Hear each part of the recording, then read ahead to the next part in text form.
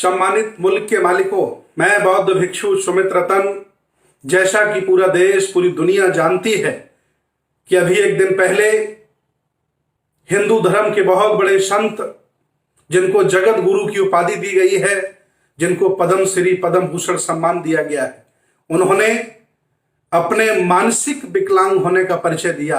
हालांकि वो शारीरिक विकलांग पहले से ही हैं। उन्होंने भाषण देते समय कानपुर विश्वविद्यालय में तथागत भगवान बुद्ध को अपमानित किया, उनकी घोर निंदा की और उनके दर्शन की वजह से भारत नपुंसक हो गया है, ऐसा कहकर के बुद्ध के दर्शन को, उनके अनुयायियों को जलील करने का प्रयास किया है। एक तरफ ये कहते हैं कि बुद्ध हमारे अवतार हैं और एक तरफ अपमान करने से भी नहीं चूकते। एक तरफ ये कहते हैं कि पूरा देश भारत हिंदुओं का है और दूसरी तरफ संतों, गुरुओं, महापुरुषों का अपमान भी ये बार बार करते हैं।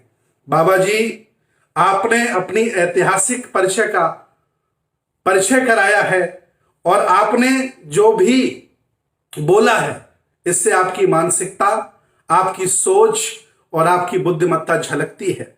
आपने करोड़ों बौद्धों का, करोड़ों बुद्ध के अनुयायियों का अपमान किया है।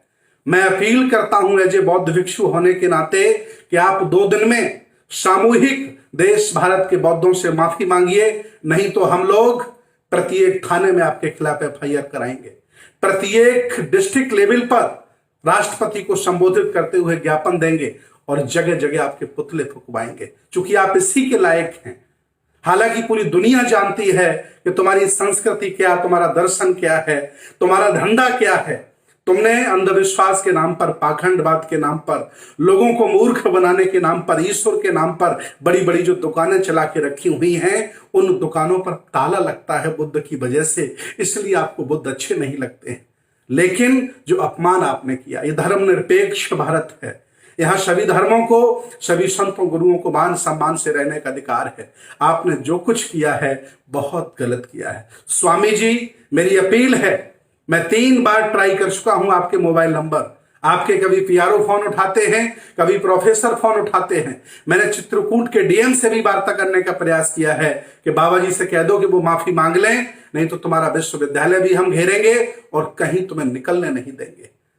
भूल जाइएगा कि कोई बुद्ध का अनुयायी नहीं रहा। देश भारत में चप्पे चप्पे पर बुद्ध के अनुयायी रहते हैं। यह देश बुद्ध का है, यह देश बनाया बुद्ध ने है। इस देश को सोने की चिड़िया बुद्ध की वजह से कहा गया है। आपने उनके बारे में ये शब्द बोल करके अपनी विकलांगता का परिचय दिया है। बाबा जी, सुधर जाओ, नहीं ये देश के लोग आपको माफ नहीं करेंगे। मैं थूकता हूं तुम पर, तुम्हारी सोच पर और तुम्हारी ये तौर तरीकों पर कि तुमने किस तरह से बुद्ध पर लांछन लगाया और बुद्ध को कहा। मैं बता दूं, दुनिया में 2 ही तरह के लोग हैं। एक वो हैं जो ईश्वरवादी हैं, जो परजीवी हैं, दूसरों पर आश्रित रहते हैं, भय का भूत बनाकर, भगवान का भूत, ईश्वर का भूत बनाकर के लोगों को ठगते हैं। और दूसरे वो लोग हैं जो विकास पर विश्वास करते हैं।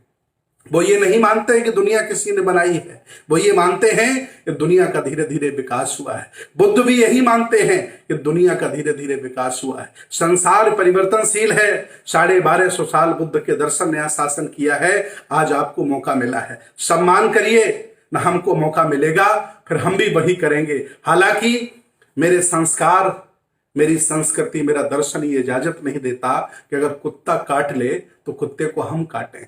आपने कहकर के अपना परिचय दे दिया। मैं कुछ भी ऐसा नहीं बोलूंगा जो आपको बुरा लगे, लेकिन बहुत आघात लगा है, बहुत बुरा लगा है। पूरी दुनिया के बौद्ध, मानवता प्रेमी, विज्ञानवादी बहुत दुखी हैं, बहुत चिंतित हैं। शर्म अगर आ रही हो तुम्हें और तुम्हारे लोगों को तो माफी मांग लीजिए, कार्रवाई रोक दी जाएगी। बहुत बहुत धन्यवाद।